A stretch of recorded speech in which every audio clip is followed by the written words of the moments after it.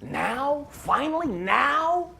These fiscal conservatives are finally ready to renounce this new right? Because, oh, well, we never intended for the religious bullshit to slam into the secular fan. What?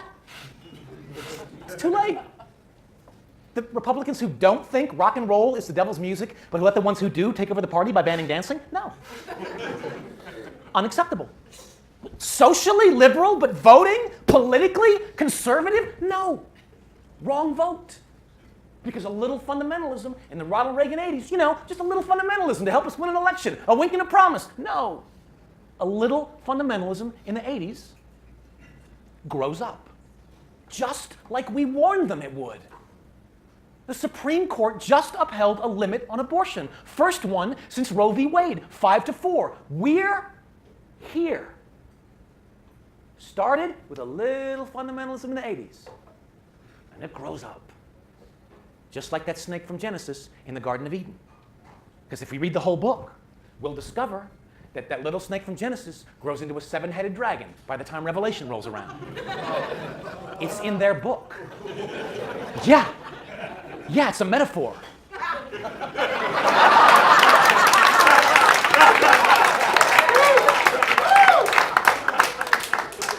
And I think metaphors are hard for these people. After all, the book of Genesis is a metaphor. Only an intractable, brainwashed, simple-minded, religious fanatic pinhead could possibly look at the mountains of scientific and physical evidence, from physics to carbon dating, clearly using parts of their brain somebody else's God must have been responsible for, and conclude that, Jehovah waved his magic wand and poof, created everything in 6 days, made woman from the rib of man, and how insulting is that? Made woman from the rib of man. That's the fucking end right there. Eve ate from the tree of knowledge. Why deny that part of the metaphor? The audacity of this female wants to know something. Lot's wife is too curious. Oh, look, curiosity, a trait common among the intelligent. Oh.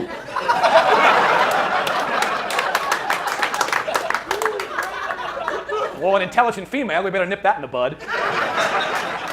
Lot's wife is too curious to not just blindly trust her man when he says don't look back, so she gets turned into a pillar of salt. For the crime of curiosity? Gee, that's fair. So why are there Christian women?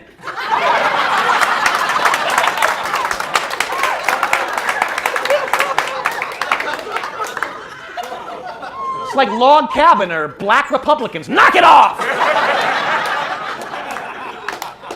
Do you know there's a museum, and sometimes when you say something and it sounds so stupid coming out of your mouth, the hope is that people will hear it and go, God, that sounds really stupid. And then maybe it'll not happen or not be or something. That's my hope.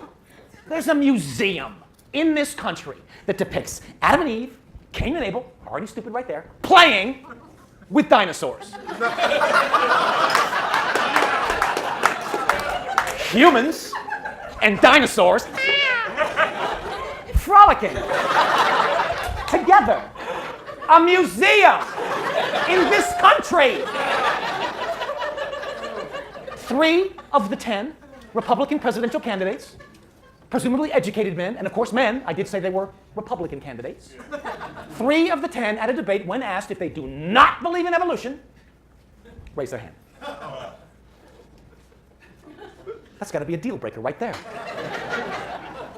American citizen, at least 35 years old, fully evolved brain. That's got to be the minimum. No, it's a bonus if you can spell potato.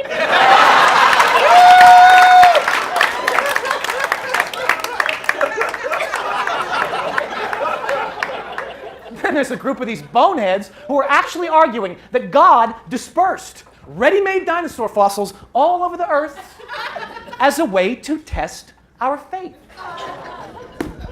Where does it say that?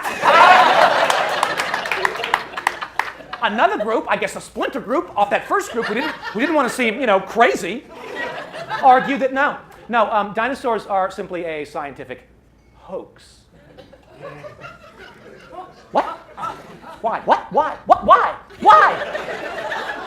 So maybe so Steven Spielberg can make another killing on a series of Jurassic Park films. Probably to fund some secret Jewish Hollywood cabal to further tear at the fabric of Christian society, filled with innocent teenagers slowly being driven insane with abstinence counseling and sales at the gun show. Jesus Christ, I look at these magazine ads with cool surfer dudes going like, when I surf, I have to make quick decisions, so I never smoke pot.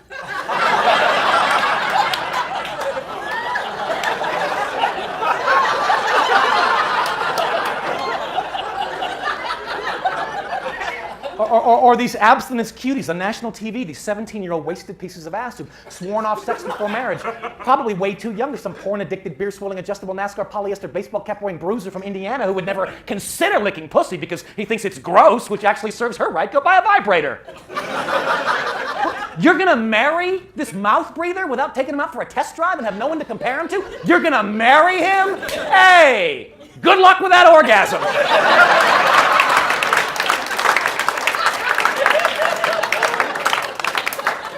And for now, she's lobbying other people to live the way she does. I mean, God bless her, but isn't that the problem? They expect you to take sex advice from virgins.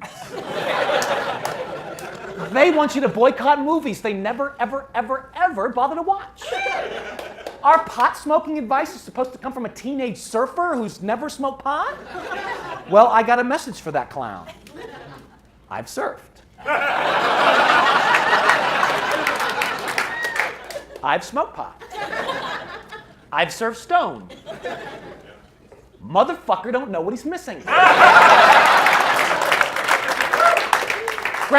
Granted, in the interest of full disclosure, stoned on a shortboard with a shark fin in the water sucks.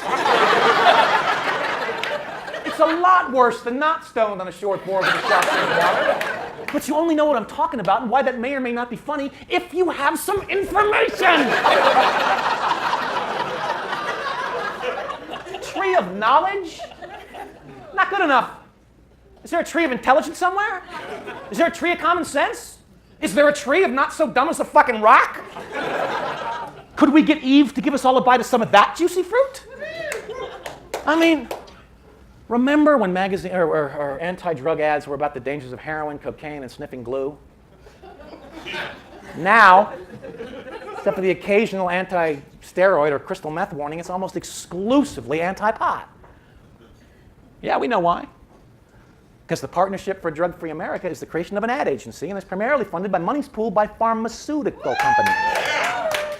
And federal grants bestowed by politicians who have received campaign contributions from pharmaceutical companies, who no longer look at marijuana as this scourge on America's youth, and more as the most dangerous threat, as their major competitor, to their bottom line. So along with oil and insurance companies, the third member of the real axis of evil, pharmaceutical companies, run these ads because they have to know that almost nobody would ever need Valium, Prozac, lithium, Wellbutrin, Viagra, Zoloft, mood enhancers, nausea medication, appetite stimulants, or calm down pills if weed was legal.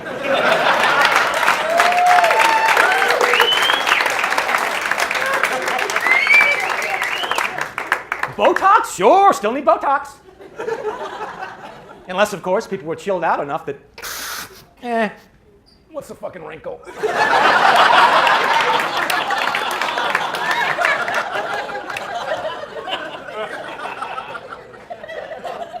So we get fake surfers lying about pot. Good move. I mean, leave it to these pharmaceutical companies to hire the world's worst ad agency. I mean, a surfer telling us not to smoke pot? A surfer? What, there were no snowboarders available? These people are the point of the spear of marijuana users. Surfers? It's like drafting Paris Hilton to advocate abstinence. Or Dick Cheney to lecture on hunting safety. It's like asking rats to badmouth cheese. It's like showing up at your anger management course and discovering your teacher is OJ. Tree of knowledge? Oh, God bless her. Eve may have picked the apple, but clearly it wasn't ripe. You know that 50% of the people in this country literally believe in Armageddon.